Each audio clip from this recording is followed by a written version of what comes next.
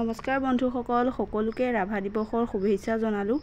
আজি ৰাভা দিৱসৰ দিনাই আমাৰ গাঁৱৰে পংকজ নাথৰ কণ্ঠত বিষ্ণু ৰাভাৰ সংগীত এটা মুক্তি লাভ কৰিছে। তাৰে কিছু দৃশ্য আপোনালোকৰ আগত আগবঢ়ালোঁ আৰু সম্পূৰ্ণ ভিডিঅ'টো পম্পী বাবু চেনেলত গৈ আপোনালোকে চাবলৈ পাব আৰু আমাৰ চেনেলতো লিংকটো দিয়া আছে। সকলোৱে ভিডিঅ'টো চাব বুলি আশা ৰাখিলোঁ।